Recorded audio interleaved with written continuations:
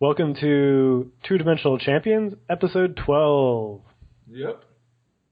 And as always, I am Thaddeus, or Thad Gator, and this is... Julian. Also, I'm going to have to put in a clapping track or something after I said that, because your reaction was not enough. Julian! Oh my god! How's that? There we go. Sweet. I'm sorry. We don't have a budget for clapping tracks yet. Yeah, we don't. So today we're doing Gangsta, the first 4 episodes, because they move schedules on us, and it's on Sundays instead of Thursdays, so episode 5 should have been this week, but it's now on Sunday. But we're not going to delay, because we want... Actually, this is the 4th episode of our Summer Blitz, so we've done 4 episodes this week. Right. So it was a sign that we were gonna, it was. We wanted to I actually made a call. I was like, "Hey, can you guys delay the 5th episode so we can just do the 4 episodes for the 4th episode of our Summer Blitz?"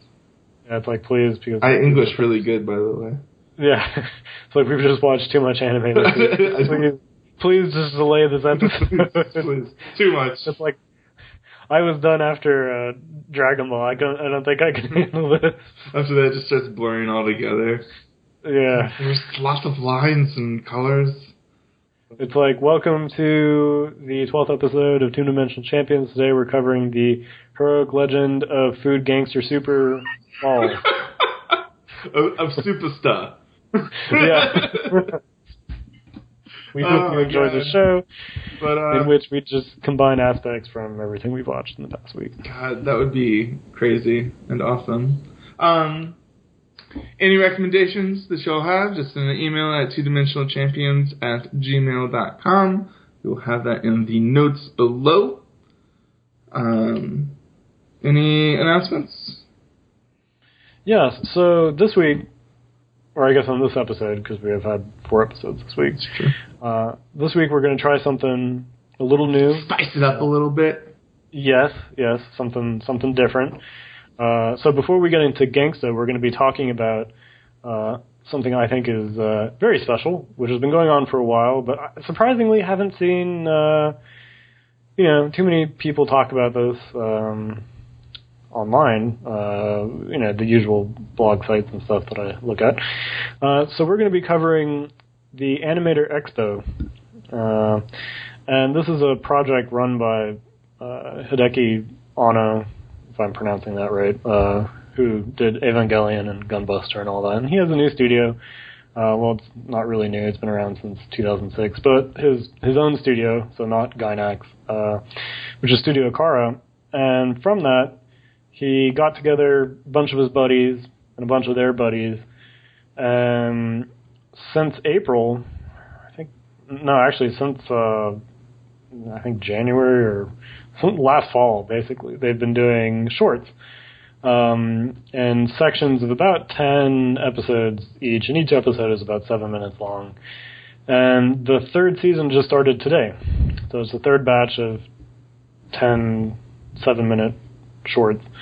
And each short is done by a different staff, all of whom have interesting connections to previous projects I've enjoyed. And today's short is Hammerhead. And so what we're going to be doing is each week we'll cover the newest short that's been released before we do our regularly scheduled program.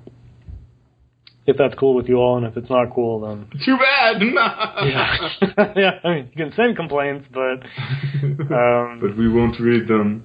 So, in Yeah. order to find these episodes, you go to animatorexpo.com. So, that's animatorexpo.com. There's a thing that says title list near the top. Click on that. Make sure it's in English, otherwise, LOL. And then, yeah, so you can see our most recent, or not our, but Hammerhead. It's at the very top, and then any of the previous ones, you can also see all of that. Yeah, and I'll post the link in the show notes. And the first season is currently not available for viewing, but the second season and is still available, and the third season will be until, I guess, they release the Blu-ray or whatever. And what's nice is on the top right of your screen, when you go to the site, you'll see an option to switch it from English or Japanese. And so it's really nice that it's free to watch, and the subtitles are really good. They're not janky. They're really well done. And also there's an... Oh, wow, Me was part of the first season. Yeah, Me. Oh. Rip. I am sorry we missed that. That a lot to talk about with that one. But what's cool is there's also an iPad app. So if you're watching on a tablet, there should be an app for the Animator Expo that you can bring up. The funny thing about that is, due to Apple's content restrictions, you can't watch every single episode. It'll ask you to open it in your nearest desktop, laptop browser. So that's kind of funny. They don't, I guess Apple didn't, especially Me. I think they were like, meh. It was like, fucking Japan, like none of that. Yeah. Yeah. So today's is Hammerhead, and the original work and story was done by Otaro Maija, who is a novelist who's won a bunch of awards in Japan and all that. He's done a ton of work. What he's doing currently is he's writing a manga that's drawn by the Tenjo Tenge author. I think you're talking about that earlier, right? The artist, since they had a different person doing the story, so maybe it makes some sense. Yeah, it's funny. I didn't plan that at all.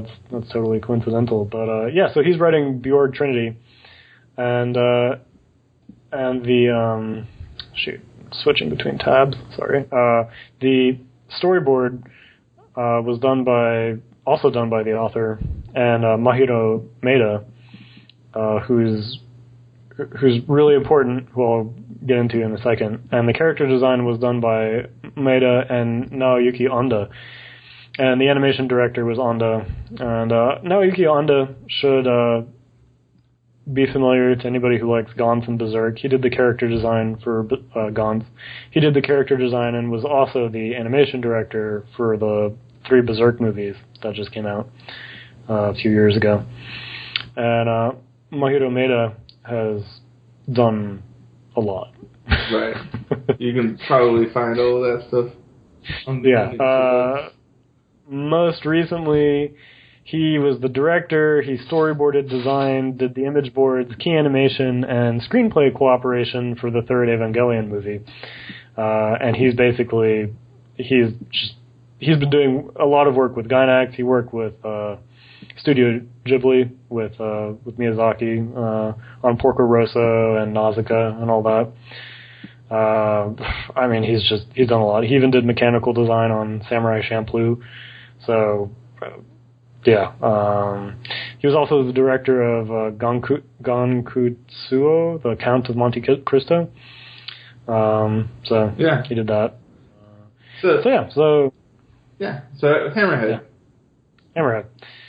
So all the projects are done by interesting people, and what they end up doing, because it looks like they have a lot of freedom to do what they want, ranges the gambit. We've gotten a lot of interesting stuff. So what did you think of the opener for Season 3 of Animator Expo, Hammerhead?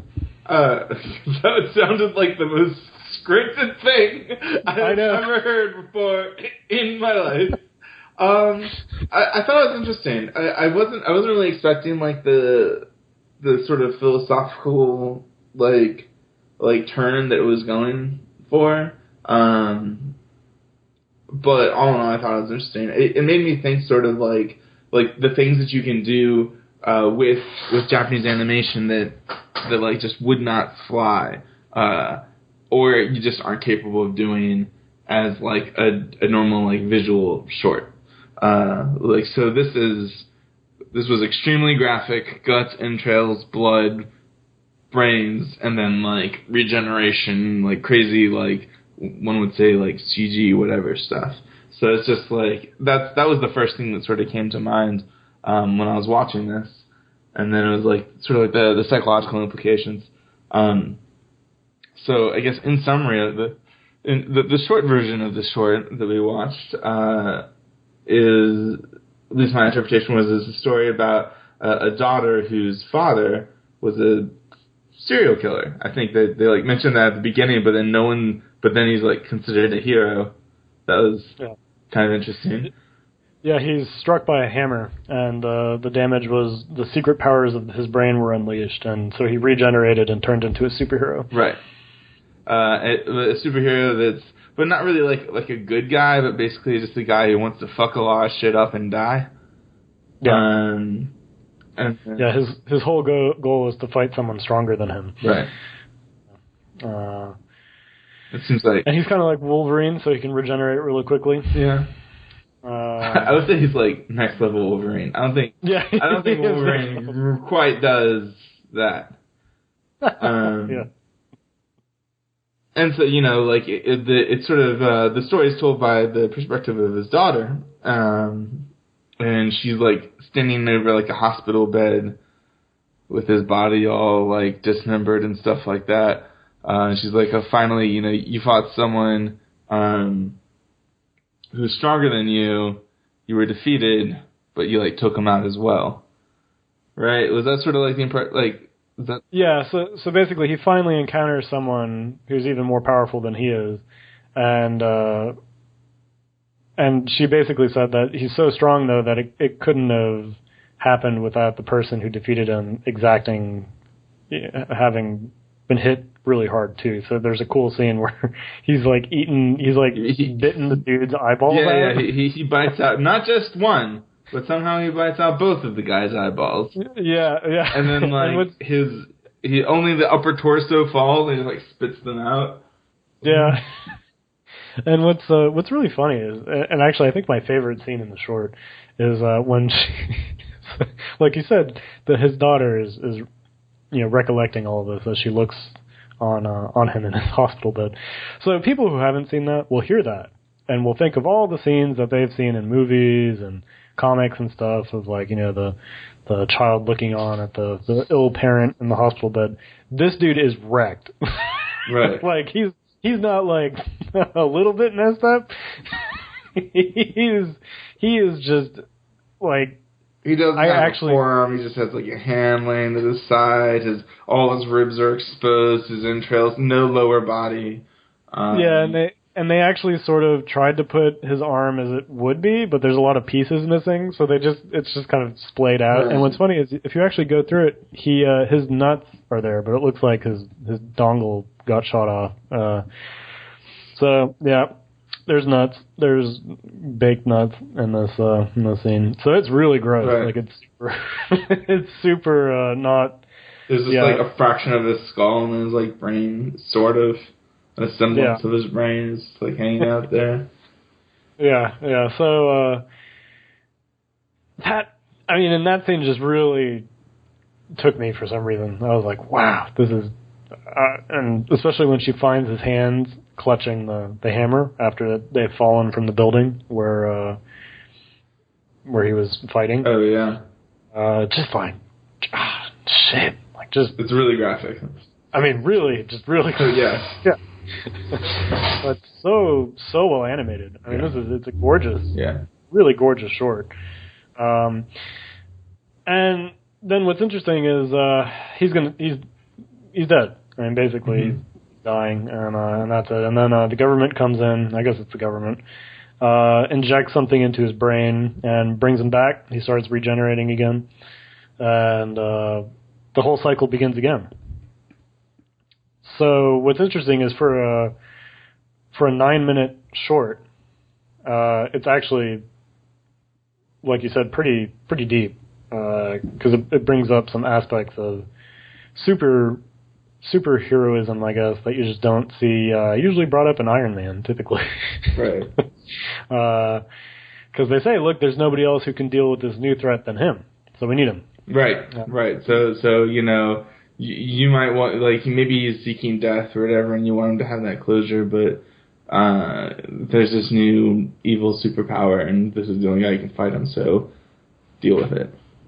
Yeah, which I think is a really cool spin on superheroes, because you know, especially in Marvel and DC comics, the stories never end. It's forever. Right. Like the Joker is always escaping. You know, the Green Goblin's always killing some family member of Spider-Man's, and you know, it's never ending. So it is sort of like this hell that these people really, you know, can't escape. You know, it's just a consistent cycle. And you know, American comics love to do the big death, you know, story where it's like the death of Wolverine, the death of Superman, the death of Batman. Right. You know, they've all died and they've all come back.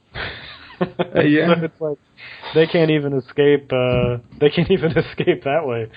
So I thought it was a really cool short. And some of the problems I've had with some of the earlier shorts, you know, that I've liked, let's say, how they've looked immensely, but I kind of just didn't understand fully what they were going for. Right.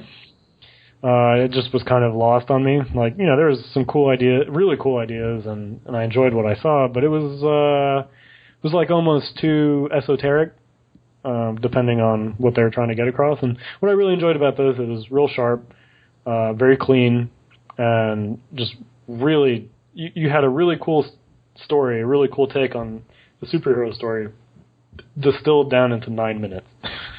Yeah. And I thought that was really enjoyable. Well, another thing that I thought was interesting, well, so something that I interpreted was sort of like the main question at the beginning of the short was, are humans addicted to that, like, struggle and destruction and like suffering and pain and all that stuff? Like, is it something that we actually seek out? And then there was a period when the girl was talking about from her perspective, you know, oh, well, maybe really daddy loved me, you know, like, because she thought of, like, him touching her hand when she was carrying him away, and like maybe there was, like, actually some sort of sentimental mental value of this. And then as soon as the guy is brought back to life, she's like, but Dad. And he's like, fuck off, I'm gonna go fight. And then he just goes and fights, you know, and he like when he jumps and leaves the building, he does it with such force that it almost looks like he damages the people that he left, you know, like, yeah. Like, and maybe even potentially his own daughter, from seeking out that thing. So really implying that there is none of that. And there's a cool shot where she's, by the force of his leaving the building, is blown back on the hospital bed he was just laying on. Oh, right. That's so the mark of his bloody parts, she's laying in it, yeah. She just lays across it, and so their role is kind of reversed. And she takes it as that he's lying. Like, she just kind of, he tells her that he's going to go on doing it, you know, that it's cool. She takes it as that he's lying. And that she decides that there's no actual point in all the suffering and all of the pain and everything that we experience. It's just shit keeps happening over and over and over again, and there's no meaning other than the act itself.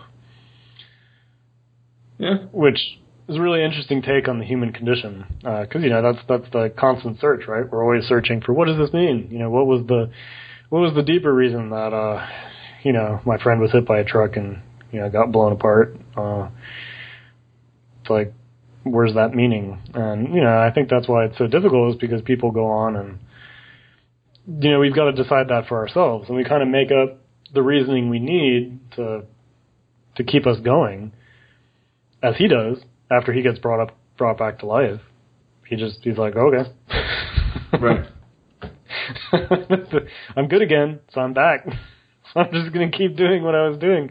And that's what we do, you know? It's like we go through shit, but ultimately we kind of just keep fighting or whatever, you know.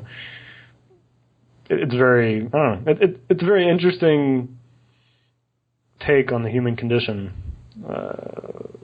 That, yeah. You know. I wouldn't say, like, particularly, not like, I wasn't particularly blown away, but it was, you know, that story. And it was done well in 7 minutes. Yeah, and I think for like a superhero story, I think, you know, it's funny, again, you know, American comics are always trying to deconstruct superheroes and make them grittier and, you know, more anti-hero-like or whatever. And I feel like this guy was more interesting than most of the books I've read in the past few years.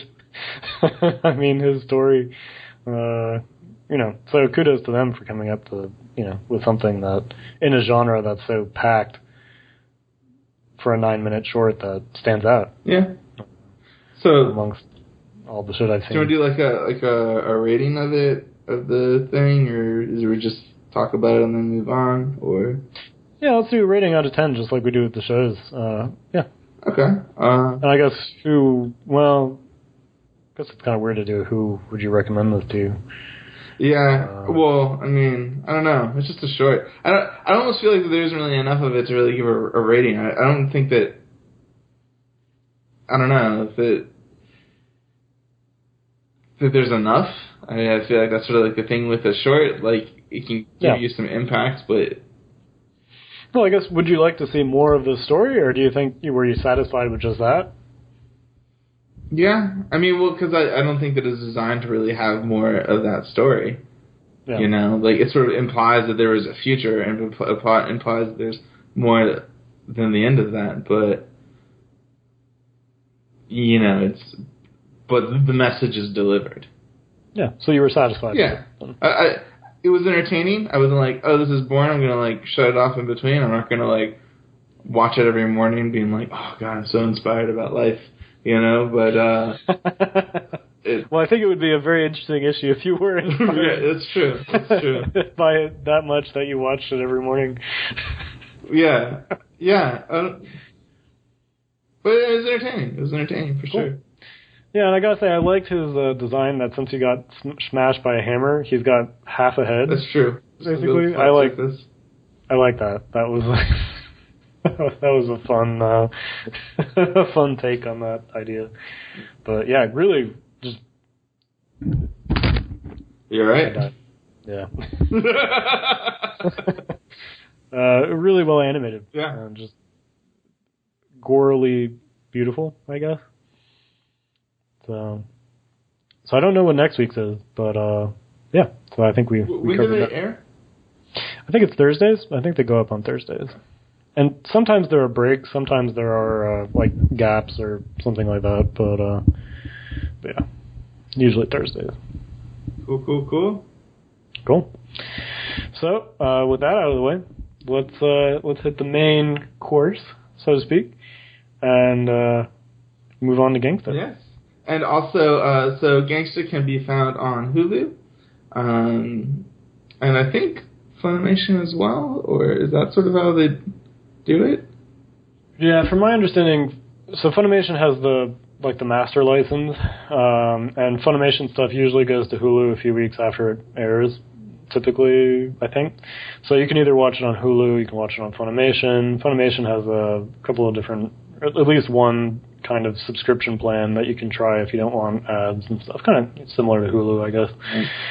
So you can watch the show there. I'm pretty sure it's going to be out on Blu-ray sometime in the future. I hope so, because, I mean, it would be sad if it never got released here on home video. Yeah. But the manga, which is ongoing, I think there's like 7-8 books or so. And I think we're at 6 here in the States. So if you want to buy it, it's being released by Viz Media under their signature imprint. And I think pretty much you can find it anywhere. It's on Amazon. And at Barnes & Noble. So it's pretty straightforward to find. And also, it looks very distinct. So this is one of those titles that... Yeah, you'll recognize the art. Yeah. And it stands out amongst the other stacks of books. And before we get much further in, next week we are going to be doing Prison School. Yeah. And I'm pretty sure you can find that on Crunchyroll. Yeah, I think that's Funimation. Or is that Crunchyroll? Because I saw stuff there. Oh yeah, so it's not Crunchyroll. Okay. I know that. But I saw it pop up when I was looking through Crunchyroll. But I guess that wasn't saying this is out, but we don't have it. That's weird. Yeah.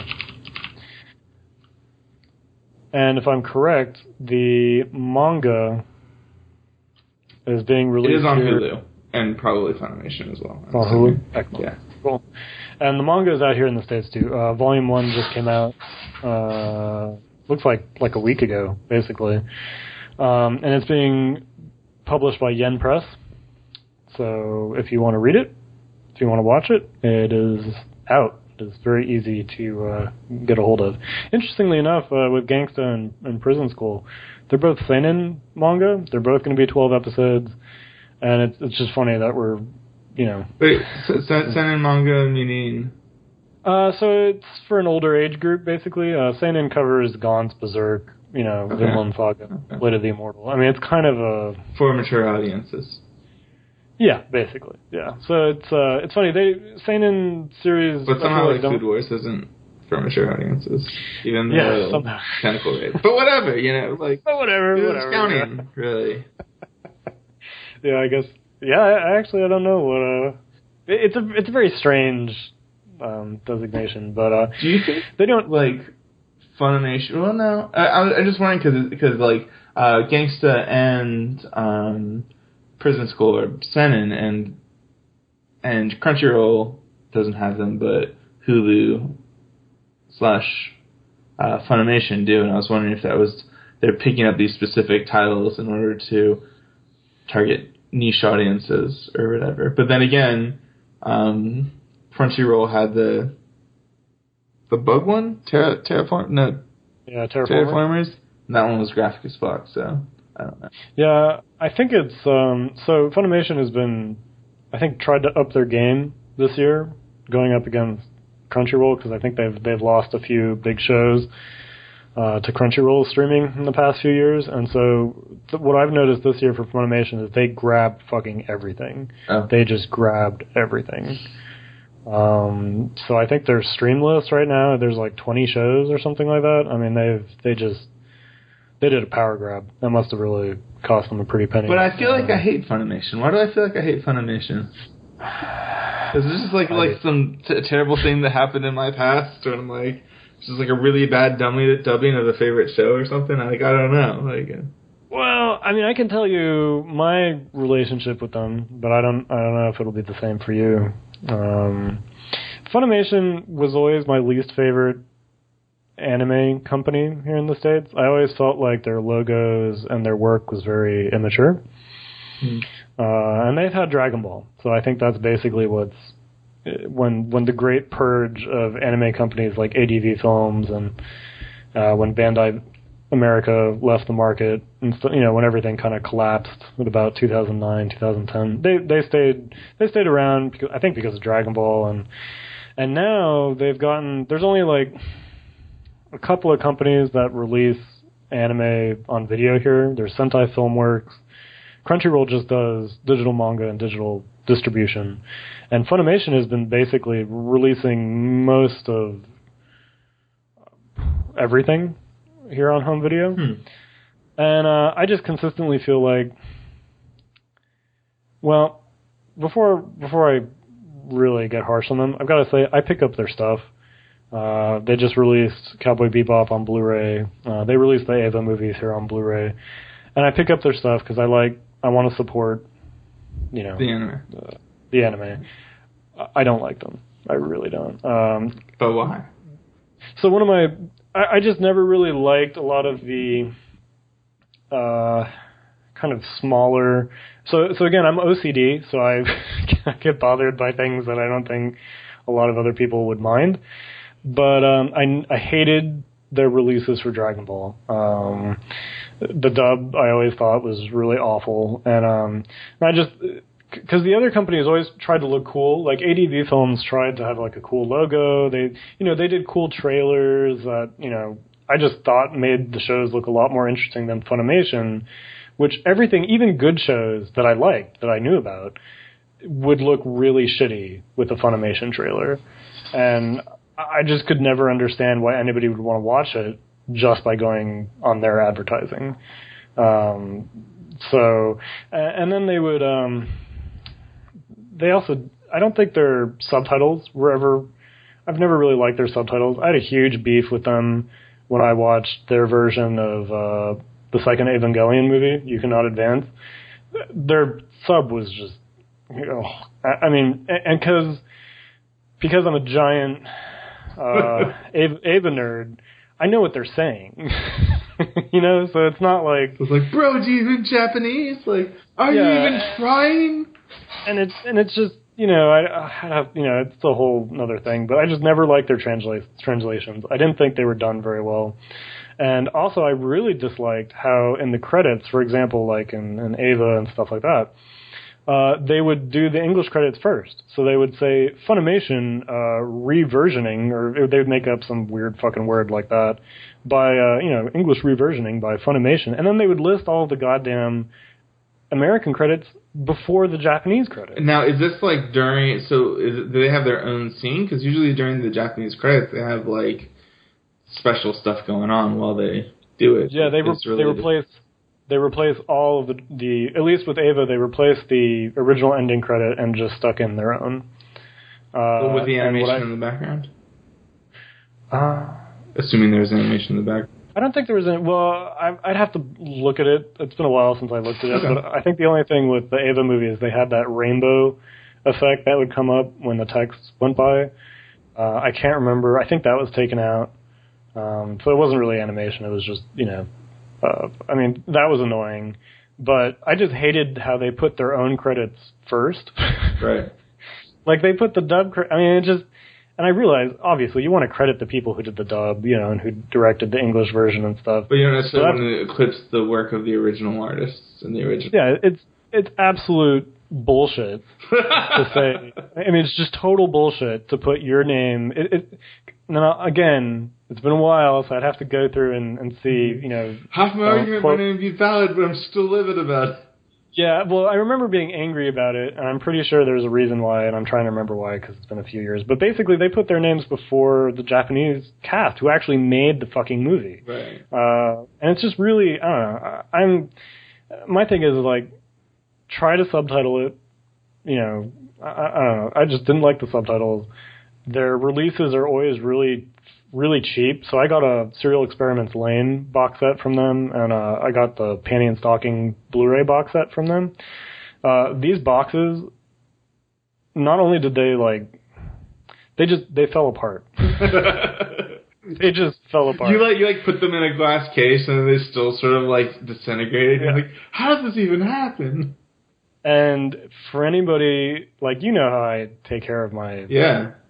So with me, it could be made out of metal and it would fall apart. But for you, yeah. It's like...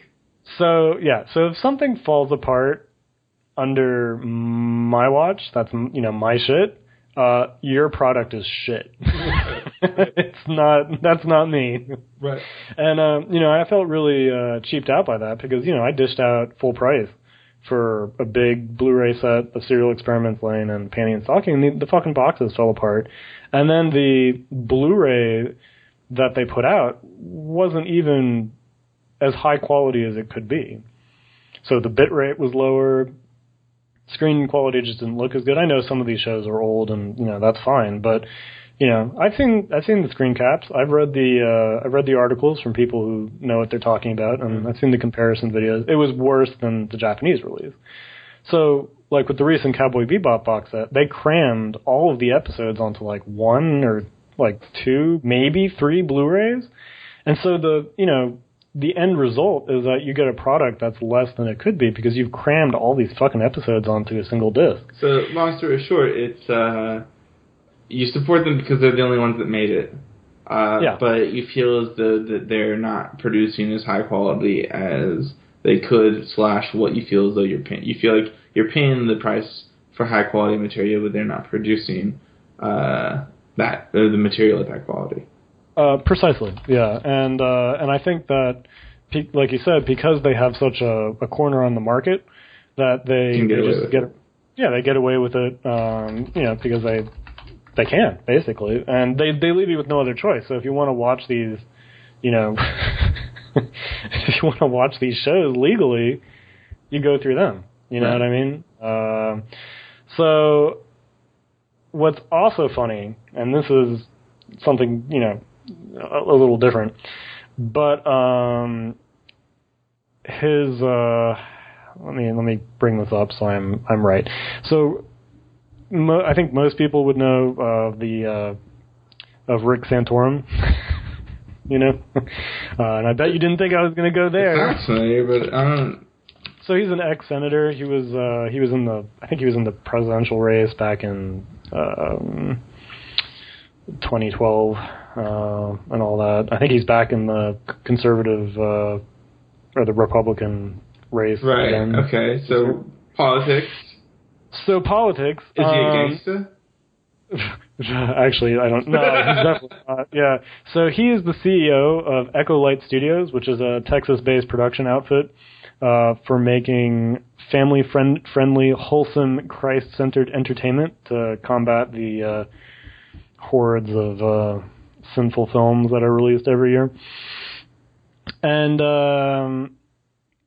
so the film company that he runs is also the co-founder of Echo Light is Gen Fukunaga, who founded Funimation and is still the founder of Funimation, and has he brought the studio up to where it is right now. So he's Funimation's president and CEO, and he's also the fucking co-founder of Echo Light with Rick Santorum. So the offices, I think they share. I've read some stuff where like there's the staff interacts and it's.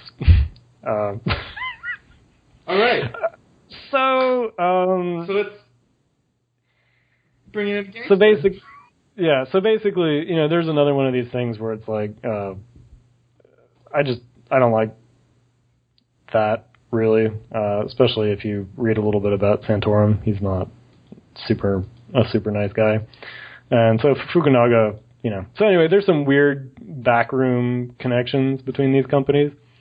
Is this like tinfoil hat backroom connections? Like no, this is for real. It's like this is easily searchable if you just Google it. It's all public. So when you buy a Funimation product, you're supporting Rick Santorum. Yeah, well, and anime. And anime. So, which is funny because Funimation put out Panty and Stocking, and then he's also the co-founder of a Christian film studio. Yeah. With Rick Santorum, with the sole purpose of coming out with media for family friendly Christian media. So that's my little rant on Funimation. All right. But if you want to watch your shows. If you want to, especially if you want to support the Japanese creators who, made deals with Funimation to put stuff out here, the only other thing you can do is import. True. And then Japanese, like we did for Dragon Ball Super. Yeah, like we did. So that's my thing on Funimation. Why do you remember even why you were bugged by them, or? No, I don't know. I think I don't know, probably like bad subtitles, or I didn't like their logo or something silly like that. Yeah, their logo's always been fucking stupid. Yeah. And also... Oh, Jesus. What have I done? One more thing is what I hate is on their Blu-rays, you can't skip through their fucking advertisements at the beginning. That's painful. That's horseshit. That's really horseshit. They make you sit through all these, ads that are terrible, and you can't, each time, you can't fast forward it. You can't skip it. I feel like I should hug you through the internet right now. You know, be like, shh, it's okay. Yeah. So, long story short, we're never, I think, going to be able to do advertising for them after this episode, but whatever. So, speaking of, here's a Funimation stream show. It's Gangsta. Yes. Yes, it is. And Gangsta is the first works by Kosuke? Yeah, is that a pen name? Yeah, it's a pen name of the female author and artist, and she doesn't actually like watch a lot of anime apparently. She just wrote a short story called Postman, which is I believe the prequel to Gangsta, and then she did Gangsta and it became a really huge hit. And apparently she prefers Hollywood movies and foreign television dramas over anime. She's only like talked about Kill la Kill, Aku no Hana, and some other animes. Oh, she liked Aku no Hana? Yeah, I don't know what that is. Oh, Fate Zero as well, which is good. Oh, cool. She has good taste. Yeah. Well, obviously. I mean, the animation definitely didn't think it was done by a female, though. Because, or just, well, and this is, of course, super sexist, and I apologize to everyone because, you know, I don't know, stereotypes are bad, but, badass. Like, badass art, really. Do you can't think of any styles that, sort of relate to this? Well, not really. I mean, she's got a fabulous style. I mean, it's very clean, but at the same time, she conveys movement, beautifully. I mean, the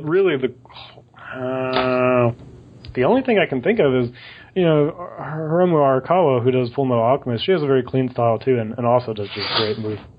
But I feel like Gangsta style is harsher. Way harsher. Way harsher. And just, you know, it's just awesome. And yeah, I mean, the reason why I was surprised is because it was a pen name, and so, you know, kind of impossible to tell what the name represents in that case. And then also, I've just, you know, personally just have gotten so used to shoujo manga that it just, you know, that was, you know, so there are reasons for that assumption. Not that they're good, but anyway, so this was a really interesting series. I've only read the first book, I think, of the 6 that are out or whatever. I've definitely read a lot. I don't actually know where I am in the actual manga, but this was a series that I was really excited about before because of how much I enjoyed the manga. So yeah, and then the manga started in 2011. And it's had, there's actually a spin-off manga now that just started, I think, last year, actually, and so it didn't just start. So it started in April. There's been a number of episodes of a radio drama that's been, I think, included with some of the books and such. So, and then there's a novel, too. So this is a popular series. Mm-hmm. It's got the backing. So it's great to see it animated. It's animated by Monglobe. I think that's how you pronounce it. And Monglobe is known for a lot of interesting series, specifically Samurai Champloo. And interestingly enough, let's see, two people. Of the many people who actually did the music for Samurai Champloo, Suchi, I think that's how you pronounce it, does the music for Gangsta. So aside from being animated by the same studio, the music is done by one of the people who did the OST for Samurai Champloo. Right. And, they also did Ergo Proxy, Michiko and Haching. Yeah. Mm-hmm. Dead Man Wonderland and Samurai Flamenco, which I think was fairly recent, and House of Five Leaves, which is super cool. Never heard of it. Yeah, so they've done a lot of really cool, like 12, 13 episode series. And of course, I think Samurai Champloo steals most of the thunder. But, yeah, that's a pretty well-known one. And then the director was actually the director of Ergo Proxy. He did key animation on Samurai Champloo, and he also directed Witch Hunter Robin. Do you remember that? Yes. Yeah, so he did that too. And the director's name is Shuko Murase. Mm-hmm. So that's cool. So there's, it's,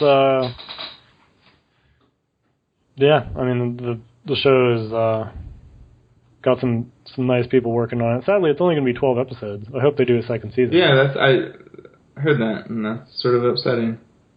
Yeah, so that's pretty crappy.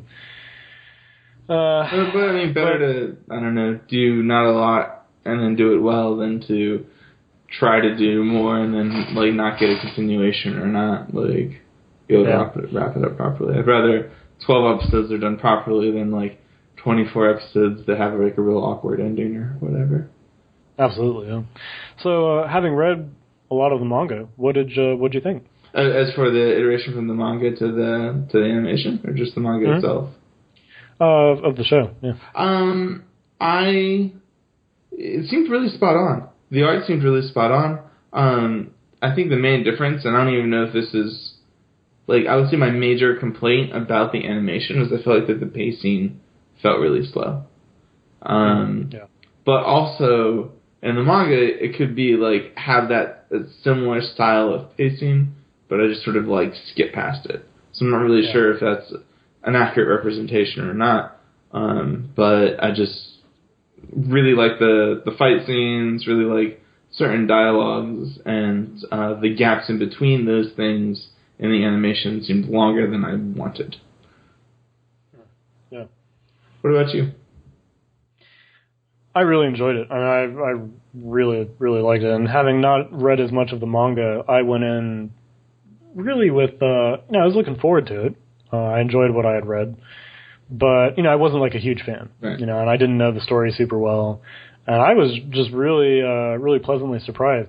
It's funny, I think the pacing is an interesting topic because you've got, some really extreme fighting, some, pretty heavy violence, and but it has such a relaxed pace. It has almost like a slice of life show pace.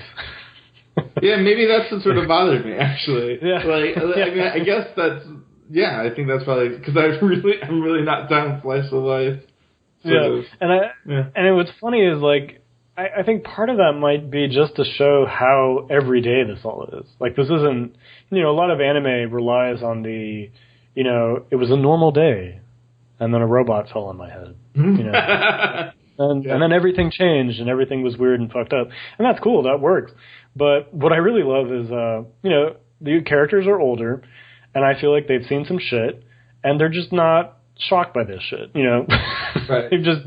They've worked out all the issues we usually see in anime, which is like, oh, I killed somebody, I feel bad about it, and they're It makes me think of the scene where I think it was the first episode when they go and like they're like the old lady's getting like mugged or harassed, right?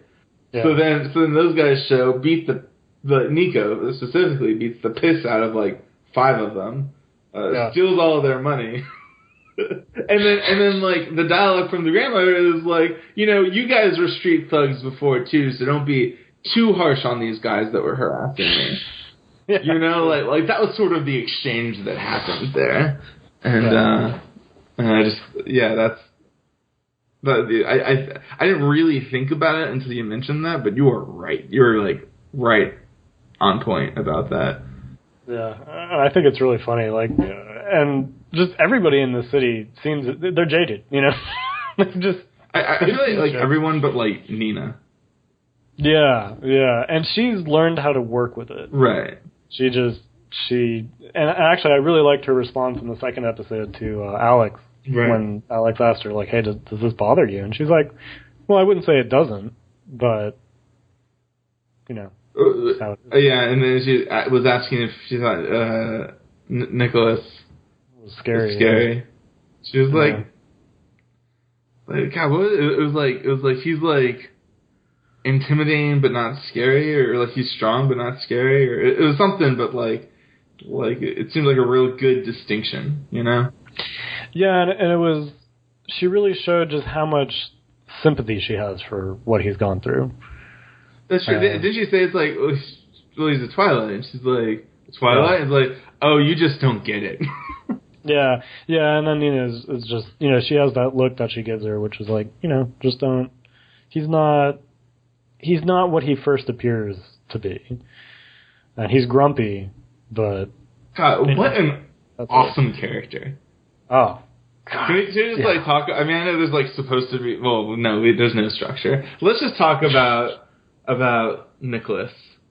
Like, the fact that he's deaf and, like, just, like, a complete asshole, I love. Because I feel like there's, like a lot of times, I feel like if someone, like, has... like is like deaf or has like some sort of disability, they're supposed to do some sort of like sympathy towards that character or whatever, right? But like for him, it's like there's no like he's not like self-conscious about like anything like at all, and he's really just an asshole a lot of the time,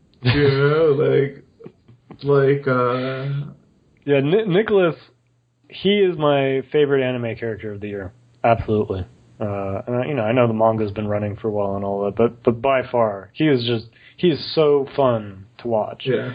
And he's great. I mean, I think the way they do his sign language, I like the guy who voices him and the way he changes his Japanese to, I guess, I don't know how a deaf person would sound, but I mean, that sounded. It is sort of like that. Like there is like the sort of like the like almost like a lower tone or whatever when a deaf person talks, and like so they sort of like struggle with certain enunciations. But yeah, I mean like it was fucking scary. Like he's like when he talked, it was like kind of it was pretty intimidating, especially because it was normally like really aggressive when he was talking about it. Yeah, really aggressive, yeah. Like, what was it? When he says to the police officers, it's like our relationship is like give and take. It's like, you give us what we want and we take the rest, or something like after almost, like, kick flipping the car with the dude inside of it.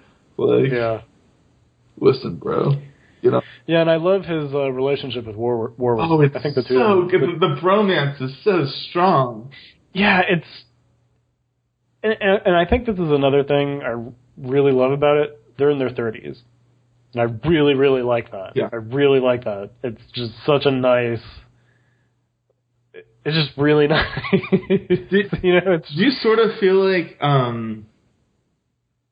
it's like a them against the world? Like, I feel like that's sort of like the bromance that they have. Yeah, I mean, I think a lot of the characters, kind of, even the gangsters and stuff, it's like they live in a really harsh environment, mm-hmm. and they've just learned how to work with it and get something out of it for themselves and live in it. And so, I don't know if it almost seems like it was a them against the world thing, and now it's sort of matured into this, like, I don't know, like a fine wine or something like that. It was like definitely there is the them versus the world, aspect of it. And I almost feel like they've, what's the best way of describing it? Like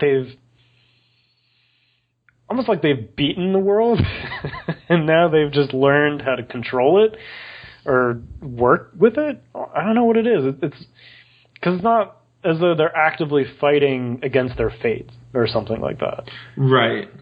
It's more like they've accepted what they've been through. But I feel like they only like really rely on each other. I guess that's what I meant by them against the world, is that they only really trust each other. Like I almost feel like they've had people come and go, Yeah. And it's sort of like like maybe screwed it, or however it maybe didn't result well, but they've like the one thing that's sort of constant like Warwick is like I'm the gigolo, and he doesn't talk to girls. He stays over there. He does his thing.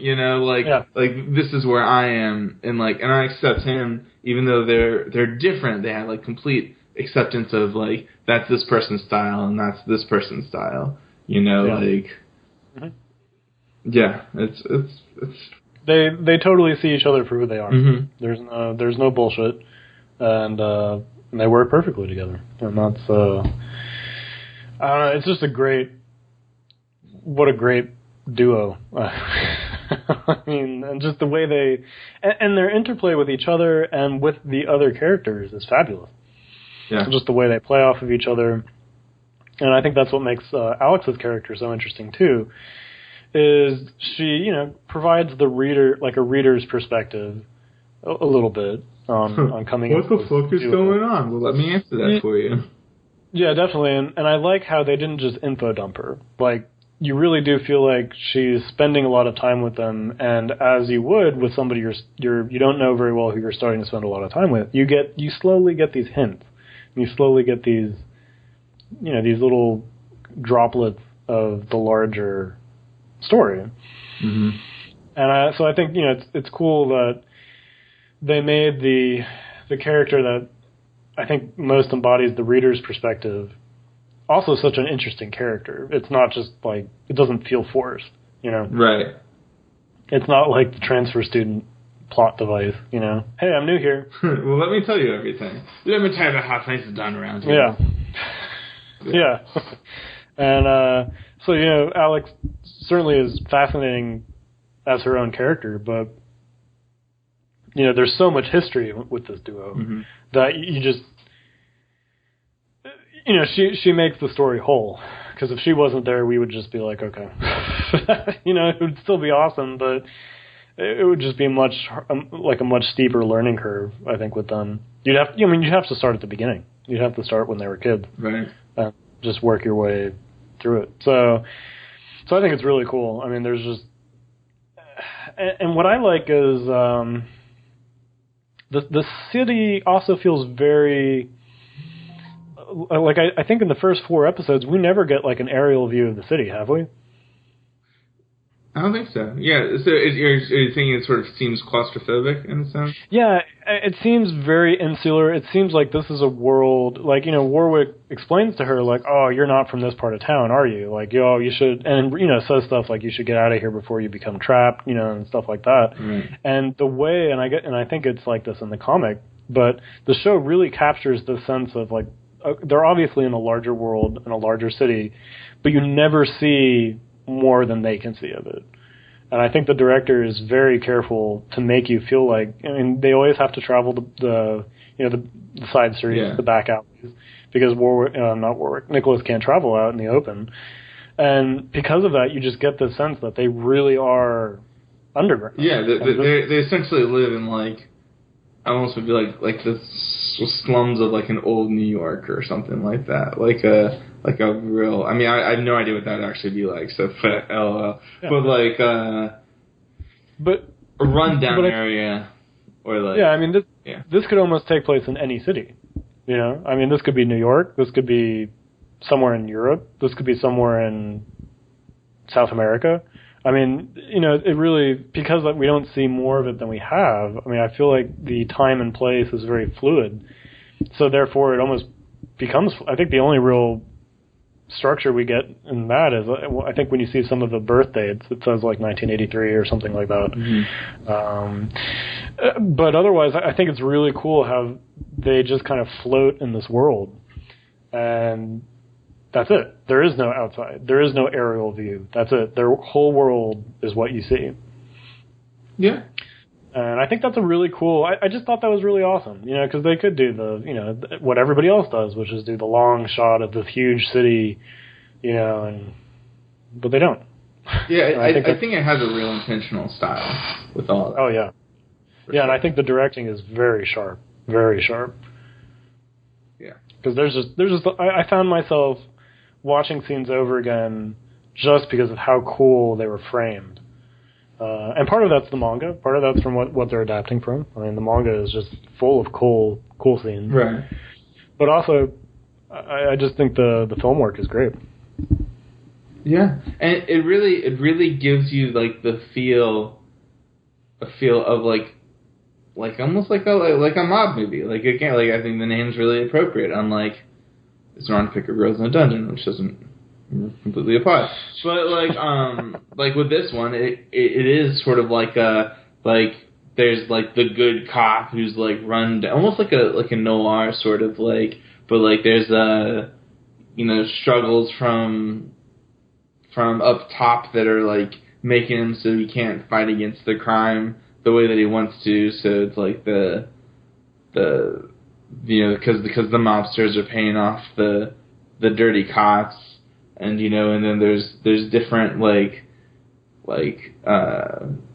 crime lords, and they have turf and like all that other stuff, and I just think it's executed really well. And these are just people who don't necessarily have sides, but are sort of like,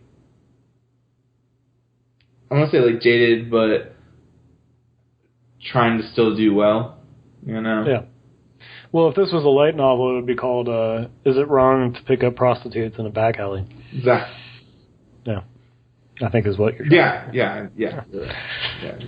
But yeah, I really think it's interesting how the city seems to be set up in districts that some areas you're allowed to sell drugs and some areas you're not. I mean, even apart from the gang turf, it seems I got the impression that the city's government has actually set up like a weird system that they know they can't totally forbid everything. Like, so they've just set up like with the grandmother when Alex was blowing a dude in that alleyway, she was like, "Listen, you can't do that shit here. Do that shit. Go 3 blocks down, take a left. 2 blocks over there. You can blow dudes. That's where all the people who blow dudes go. Over here, you can't do that shit. Yeah. It's not like that's bad, Pete. That's wrong. No, it's like just don't do it here. All right, my business is not good for your business. Your business is not good for my business. Yeah. I thought that was really interesting. I mean, you get these little glimpses of what the politics are like. And also, another little tidbit, too, is I found myself pausing whenever, like, newspapers would come up and stuff, and some of the headlines are hilarious. Oh, I didn't even do that. Like, what? Yeah, I think there's one in episode 2 or 3 where it's, like, an interview with some people. That's the headline. I wonder if it's like that in the manga as well. Like, if that's, that would be awesome. Yeah, I don't know, but I'm going to have to go through, because there's a lot I missed, but there was one I caught. It was like an interview with some people, and I was like, that's really funny. That's awesome. And the other standout thing was, I think the funniest scene is in episode 4, when they're being questioned by the head cop. Oh, and they had that sort of like, that same sort of feel, like the 2 of the good guys, they're they're not going to tell on the other person while they're like getting quote unquote like interrogated. I mean, well, it wasn't necessarily that because they'd been around. It was like going through the procedure, but like Nicholas was giving shit to like the young recruit or whatever, and yeah. Sorry, I interrupted you. What were you talking about? Oh, no problem. I was just going to say the funniest scene I thought was when they're being interrogated and there's the glass. Like the glass that's separating them, and Nicholas looks over and Warwick has his face pressed up against it. And it's just one of these things where like the face is perfect, it's just it's not too cutesy, it's not too anything, it's just these. So what's cool is like the story is very dark, it is very intense, but you've got this humor that I think it feels completely natural. Like, you have these guys who have been through and all these people have been through so much shit. And I think the humor is just great. I mean, I love it. I mean, it's just really, it never feels out of place. And it feels so natural.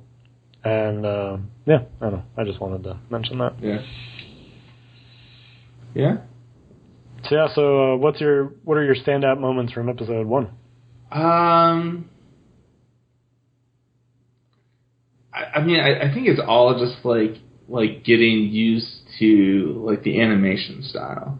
And I mean, like when they went and like, as I was mentioning before, like mobbed those, or like beat up those hoodlums or whatever, and then took their money, like. And just like, I feel like just Nico's like expression and stuff, like you like beat up these like 4 or 5 guys, completely bored out of his mind. You know, like he likes to fight, but it's not like an engaging fight or whatever. Yeah. And then like he just like looks over, sees like a wallet full of money, just like ha. Well, it's not like hee hee, but you know, just like, I don't know. It's like, yeah, money, and then like. You know, the next scene is him splitting it with Warwick, and yeah, I don't know. I mean, that's sort of. I thought that was probably my favorite scene of episode 1. Oh yeah, I really liked it after the scene you talked about where Nicholas talks for the first time and threatens the older guy, the older cop. So that they can take Alex. He takes the car or whatever. Was that episode 1? That was episode 1. Oh. Right after Nicholas stops talking, Warwick responds, like ma kalai, or like, ooh, that's scary. He's got this big smile on his face, and he's like, ooh. And I cracked up. I thought that was great. Yeah. I mean, it's just, you know, that's the humor I love. Like, their interplay is seamless. Yeah. You know, like, Warwick was just like, yep, so that got the message across. Like that should basically. Yeah, that was great. That should do it. And I got to say though, of the 4 we watched, I loved episode 2. Episode 2 is my favorite. I thought I liked the animation in all of it. I thought the animation in 2 was really standout, and I just. So what went down? Was that when they saved Alex? Yeah, well, episode 2 is when you first meet Nina, and you first get introduced that Nicholas is taking medicine, and you meet the doctor. Mm-hmm. And Nicholas fights the lower powered Twilight. Yeah, and like something happened, so like his dog tags like weren't like around, so he was really able to like show off his rank, and then he like went to like go to show him, and he was like, oh fuck, they're gone. Or yeah, he at the beginning of the episode he runs into somebody and it gets pulled off of him. Right. And so you get that. I think the best scene in the first 4 episodes is when he pulls out his dog tags from his pocket and throws it in front of him. And you finally see Nicholas's rank. An A0. Yeah. Yeah. And the guy's like, oh shit. I thought that was great. It was really well animated. I mean, it was just really well shot. I mean, yeah. And I really enjoyed the fight. And I just, as we talked about earlier, I really liked Nina's interaction with Alex. And I really enjoyed the doctor. I loved how he was trying to kill Nicholas for damaging. Right. And then, meanwhile, he's trying to say, it's like I didn't do that shit. He did that shit. Why are you mad at me? Like, it's like, if you just killed him faster, we wouldn't have this problem. And it's like, hey man, like. And I liked how the doc injected something into that dude and just like opens his lab coat and he's got all these syringes and he's like, come on. And then I also loved how he was like, so Nina, you wanna go through the back window? She's like, what? Why? He's like, well, I forgot my keys, so I'm locked out. Yeah. Love it. I just loved it. And it was just really, it was great. It's like a weird sort of comedic timing. You know? Like, it's not like Food Wars, you know? It's like, I don't know. But they're like... Well, yeah, because like Food Wars is a comedy, right. So like it. Well, I mean, it's a jump comedy, so it's got the action, but you can tell it's very, like, you see that they're really paying attention to hitting those comedic beats, right, and really making sure that there's the setup, that you get the right joke in the right place. Whereas with Gangsta, I feel like Kosuke, I feel like it just happens naturally. Well, like the writing just makes it so seamless. It feels like you're actually watching a conversation as it's happening, which is like exactly these people would just crack jokes. That's just what's funny. It's almost like you're witnessing like an inside joke or like a reference to a history that you haven't actually viewed, and it's like just enough so you can sort of put it together, so it's kind of funny. Yeah, I mean that's pretty much it. It's like when you're seeing like Dr. Theo is like, he's like, hey, like don't trash my fucking shop, probably because this has happened before, and Nicholas has trashed his shop. And it's like that sort of history. Yeah. And what's cool is you get this, you really enjoy hanging out with these guys. Yeah. And I think the comedy is really important, and just the quality of their characters, or how they're portrayed. But I think the other big thing that really works from that is that when Alex is trying to decide, she's like, well, I should go. Or she's, the reason why she doesn't just up and leave, you perfectly understand. These are cool dudes. Right. And what's really cool is this show, these stories reinforce why she's staying there. So you don't have to be told, or she doesn't have to tell the audience, like, I'm staying here because, these are just, blah, blah, blah, blah, blah. Right. You are shown why she's staying there. Right. I mean, you show why these guys. And you're are also sort of shown why she's thinking about going. Yeah, yeah. You see both sides of it, and that's what makes her character so interesting. And I was sad that ghost of Barry, the dude who died in the first episode, was interesting. So definitely, she's been through some even worse shit than we've seen. Right. But you understand why she's there. It's not one of these things, because, there's other animes where you just don't understand why these people are hanging out. It's like, in a lot of the romance series and stuff like that, like, one of the characters is super fucking annoying, you know what I mean? But for some reason, they're always at each other's they're living together. It's just, I don't know. I feel like there's, like, these big jumps that you have to take sometimes in some stories where to really make sense why these people would all be together. Right. But with this, and you're shown why. Yeah. And I really like that. Really like that. The art is so good. Oh, it's so good. I mean, just Kosuke is just. I mean, it's amazing that this is her first. It's her first big serialized series, right? Yeah. Yeah, I mean, holy shit. Yeah. I mean, seriously, just the first book that I read, her paneling is just fucking incredible. Yeah. I mean, and that's not easy shit to draw, like the action scenes, and also getting across the body language, especially with Nicholas, especially with the sign language and stuff like that. Right. Hands are not fucking easy to draw. I mean, and like in toes too, like. Oh yeah. Like I mean, I almost think that like the hands and the feet are like especially accented, in the art style. Like Nicholas is like they just seem really like big. It reminds me a little of Inoue Takahiko's art style, who does Vagabond and Slam Dunk. He does very accented hands and feet. Yeah, that makes sense. You just get this sense of. I think when you do that in the right way, you just get this sense of strength and intensity that I think it's really cool and really fucking hard to pull off without making your character look fucking goofy with big hands. Right. Because you don't want them to be out of proportion, but you want to get that essence across, I guess. I don't know. Yeah, for sure. So, how excited are you about episode 5? I'm fucking stoked. I mean, I haven't read it. I mean, I forget where book 1 ended.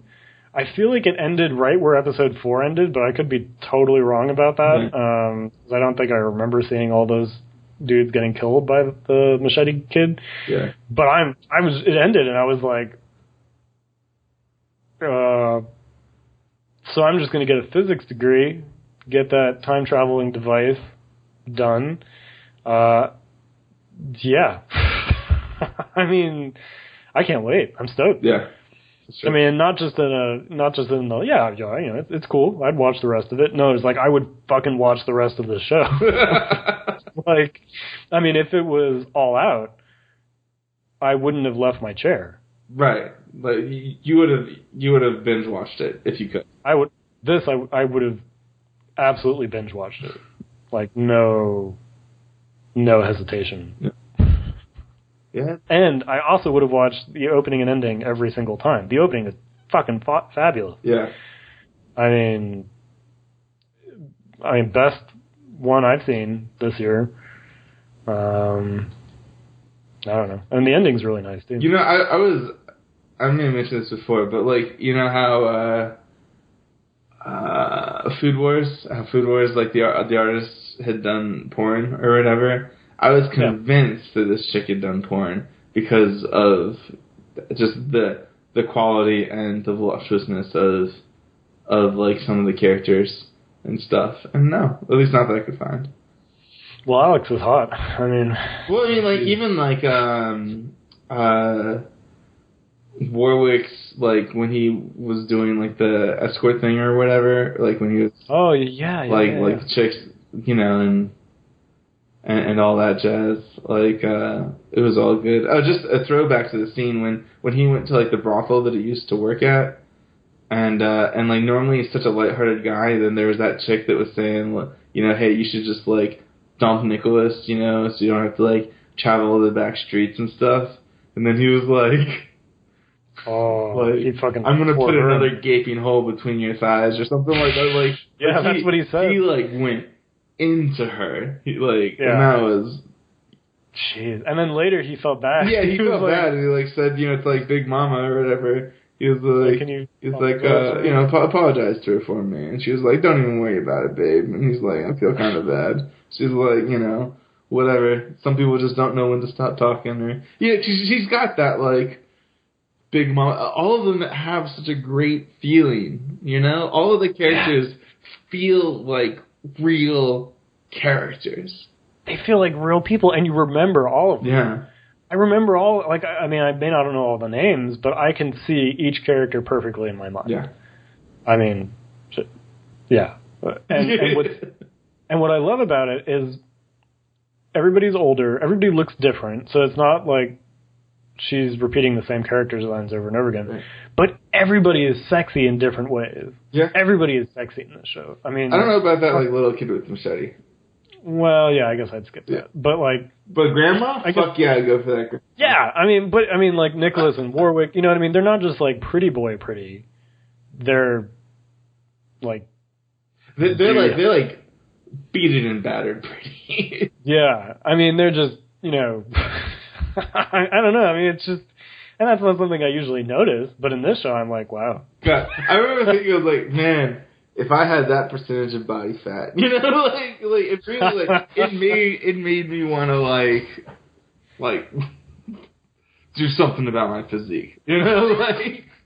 Well, it almost made me want to stop having milkshakes from Chick-fil-A. Almost. Exactly. I'd say that's probably the fucking closest. You thought about it and you're like, where'd that come from? Yeah, I thought about it going all cold. I was like, whoa. I was like, that was close. Ooh, that's a path that maybe isn't for me during this reincarnation. Whoever can pull off like a good cosplay of either Nicholas or Warwick, I just should instantly get laid by like everyone at the con on principle. And what a great duo cosplay that would be. Yeah. Like what a great duo cosplay that would be. Yeah, for sure. And I mean, what a great character. And I think the character designer for the anime really got the manga across well. Would you agree with that, or? No, I mean, it seems spot on. Yeah. Yeah, I mean, it's just, jeez. This fucking show. And I also love that Warwick is a prosy.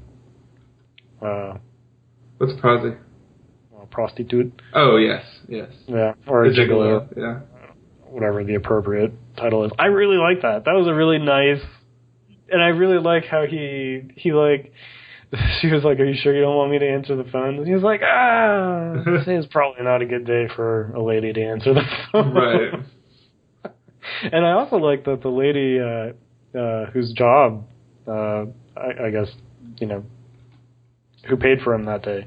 I loved how when she was dropping him off, she was like, "Next time you should bring your deaf friend, Right? And we'll just have a threesome, right?" And he was like, "Nicholas ain't about that life." Yeah, and her response is just like, "Oh, you're so stingy." Right. I loved it. It was great. Yeah. It was just great. There was no like. And he was like teasing her about her husband or whatever. Oh yeah. But yeah, I mean, even like one of his clients still had like a lot of character, Yeah. Oh yeah. I mean, you really got a great sense of that lady just in the 2 scenes she was in. Yeah. I just thought that was her rack. She has a massive rack, but you also got a sense of her character, Yeah, that too. Well, that was like the first thing he said when he saw Alex, right? Yeah. His rack. Nice rack. And I like that. I guess going back to the first episode a bit, I really liked how she learned some sign language watching them from the street. Right, and I also like how Nicholas like promptly ignores her when she tries to like. It's like she'll try to verbally talk to him, and he'll ignore, pretty much anyone, and he'll ignore anyone, and then she's like trying to sign, and then he's like also ignoring. It's like, did I get it right? I don't know. It's like, and she's like, I know exactly what you're trying to say, but still, fuck you, No. And in that same vein, I thought it was really cool that when she was walking with them and asked him, why are we always walking the back streets? He was like, well, that's a good question. You'll find out. And I thought that was a really cool way. I mean, again, you just fucking love these guys, right? I mean like, he didn't... at least 2, maybe 3 episodes to explain Twilight's. Yeah. But they still talked about it, so you knew it existed. Yeah. They just didn't tell you what it was. But it came up naturally. It didn't come up as an info bomb. Right. It didn't come up as someone being, There wasn't like a scene that flashed and it was like, da-da-da-da-da-da-da. It was like... There wasn't a fucking long exposition of 100 years ago, the Titans arrived and ate humanity. Exactly.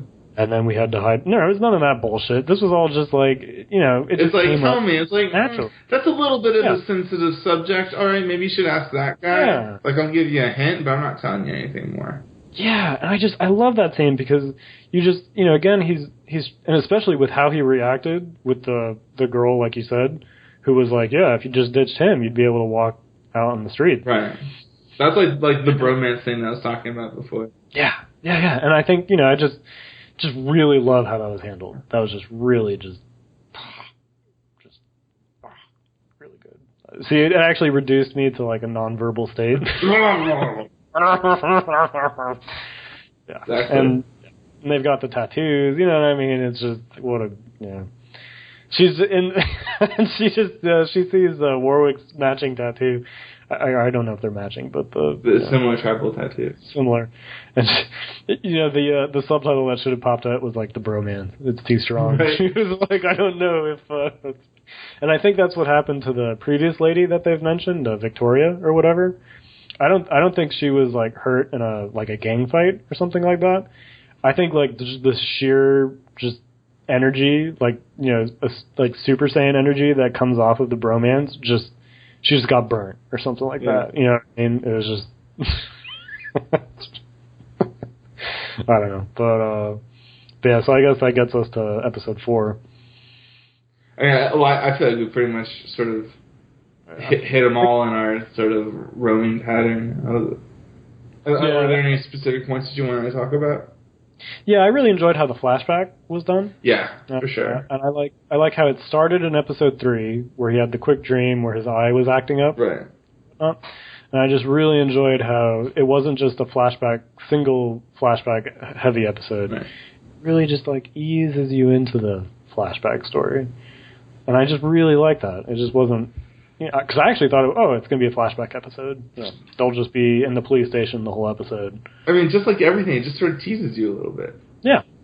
And you just kind of learn about it naturally. And, like, there's a question, like Nicholas back then didn't seem like a complete asshole. Like didn't seem as nearly as completely filled with like bloodlust and stuff like that, and just like rage as he is now.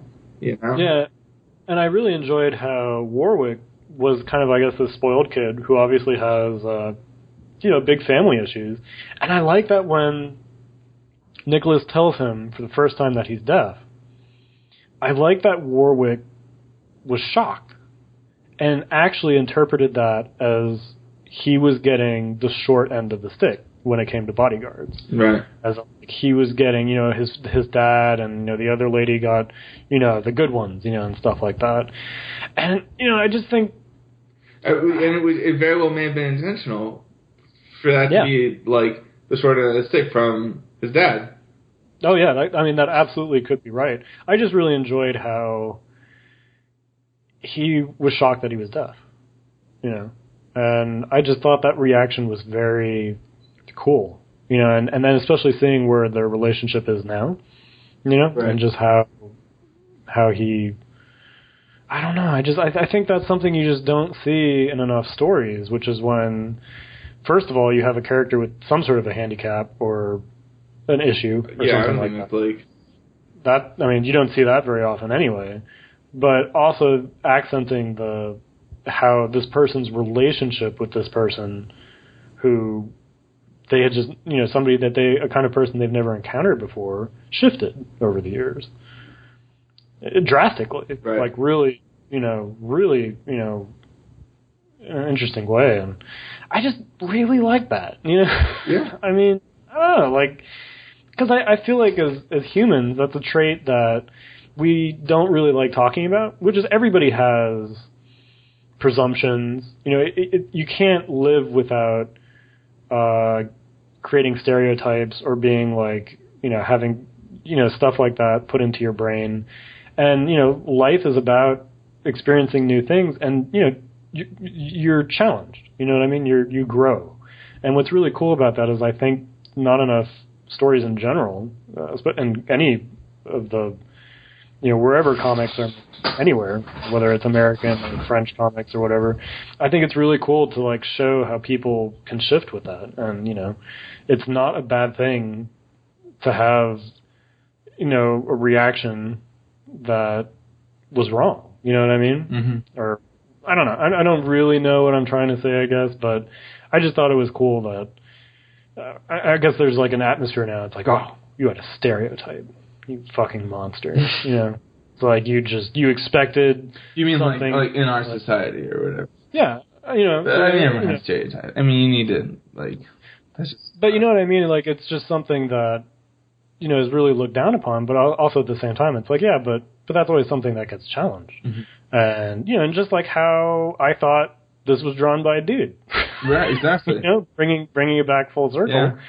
That was, and then I learned it wasn't. Now I'm like, wow, was, you know what I mean? And I just feel like that's just an aspect. That's just an event you don't see brought up in many stories, because I think a lot of people are self-conscious about ever feeling that way. Right.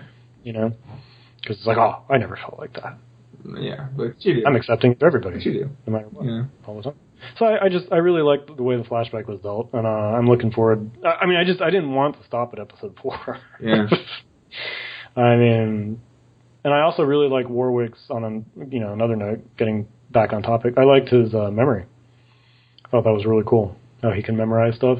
Oh, right. Yeah. Yeah, and then he was because he wanted the tutor to go fuck off, so he memorized the entire lesson. And then he also used that same ability, quote unquote, when he was helping with the interrogation, like to identify who it was, because he was like, oh, well, this tattoo was from that guy around because he just remembers everything. Yeah. Yeah. So, who would you recommend this to? Not my nieces or my mother, but anyone else. I think it's definitely sort of targeted. It seems targeted towards a male audience, but I think it's a quality show. So again, if you can get over the violence and you can get over the tits, I think that you'll really enjoy the relationships and the characters that are in this, for sure. Yeah, I think if you're an adult who enjoys HBO shows, you'll like this. If you like Game of Thrones, check this out. Yeah, and I mean, I think it's just really aimed squarely at adults, and I really, it would be great to see more anime, adapted from manga or just, aimed at adults without being porn. Like Blade of the Immortal. Yeah, like that. Just a good fucking story. And Vinland Saga. Saga. What I mean? Like, yeah. And just, it's always refreshing to see those series get, and especially in this case, a really good anime adaptation. If only Blade of the Immortal got this. If only. So I already went on my Funimation rant, so I've already used my rant card for the week. Don't teach me. Yeah. So no worries. I've already used my rant card for the week, so I can't say anything about that. But yes, not like Blade of the Immortal.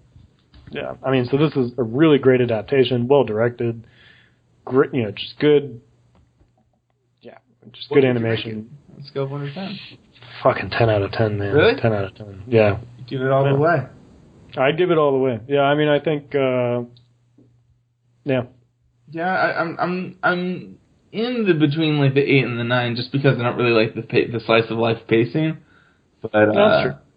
That's a good point. Well, but you do like the slice of life painting. I do, but the pacing was a little slow, and I didn't feel like that with the first book. And I think, like you said earlier, I think it might just be like reading pace. You know what I mean? Right? Because I skipped stuff, and like when I think about it, it's one of those things that's like. When someone does something that's right and you know that they're right, but you don't want to admit it? Like, I sort of feel that way about the pacing. I feel like that the pacing's important. It's kind of slow. I think it adds something to the thing, but I'm still going to, like, sort of, like, dock points away. Even though I know it's right. Yeah. It's like... Yeah, I mean, I think with the pacing, I'd actually dock it at, like, a 9.5, maybe. Maybe, because I think it's one of those things where the pacing is detrimental to it early on. Yeah. But I feel like later in the series, I feel like that pacing could really benefit it in the sense that I think later on you could get these just fucking monumental scenes. Well, actually, so here's another thing. So I watched the first episode twice, and there were some scenes where there was silence. Yeah. Which makes you think that there's like a long pause, but like that was like that scene before. I was just like, oh look, there's a shot of the beat up people and Nicholas in the background, but then the second time I saw that, I was like, this is the shot of him identifying the wallet and getting excited about that, which I didn't even catch the first time. So it could be that like during those quote unquote slow gaps, they're just really emphasizing non-musical like speech, whatever stuff that's happening that you might not pick up on because you're not absorbing everything or whatever, Yeah, and I think silence is an underused quality. Yeah. In a lot of shows now and movies. So yeah, I think it's weird when it gets used now because it's surprising. Because especially most anime is just it's like it's a non-stop assault on the senses, Right, but you could say that it's intentional in this because of Nicholas. I think, absolutely, I think so. Yeah. So I think you're right on with that. Yeah. Good. So yeah, I mean, I think that covers it for me. Yeah. I'm definitely going to be reading the books and watching the rest of this show. I'll probably be following it week to week now. Yeah. Yeah, well, probably maybe when it's over, we'll do a little touch in on it or something like that. That might be fun. I'll try to catch up with the books so I can, we can comment on maybe where it left off or whatever. Well, actually, I mean, I almost don't want you to because of like all the badass stuff that's going to happen in the animation. I want to. Oh, okay. All right. I'll just watch it. Yeah, I would encourage just writing it out. So far, it seems really on point. I wouldn't You're not going to be disappointed in this animation. Okay, cool. All right, I'll do that, and then I guess we'll come back to it when it's finished airing. I think it stops in October. I think. Okay. Or September, late September. Yeah. So. Yeah, right. But I loved it. This was a joy. This was a great, and I think a great one to end our Blitz. Our blitz. Yeah, our 4 fucking episode week. Yep. So you were saying earlier that you wanted to do 5 episodes next week, and hopefully just getting to a point where we're just doing one every day. Yeah, I mean, really, actually, I think you should just do multiple releases in a day, bro. I will outlast you. It's like if we're really gonna do this. Then we're gonna go all the way. But no, I think we're gonna try to slow it down a little bit. Yeah, next week we'll be back to our regular scheduled, like Thursday, Friday, something. We might try to do some episodes in advance, just so we don't sort of fall behind like we did. But you guys out there we'll get this, later in the week, definitely. Yeah. So that was a joy, man. That was great, and we did it. We're caught up. We're caught up again. Fucking made it. So next time is prison school. Yep. All right. Well, we'll catch you guys then. Is it the first 4 episodes we're going to be doing with that? Similar to this? Yeah, it just depends on the airing. We'll just try to get whatever's current. I haven't actually checked it, so I'm not sure. But so if if you all listening want to watch it for yourself and then tag along next time. Yeah. Otherwise, same time, same place next time. I think that the episode airs on Friday. Okay. So and there's 4 episodes out now. Yeah. And that's the story. All right. Okay. Thank you very much. We'll see you next week. All right. Take it easy, everybody.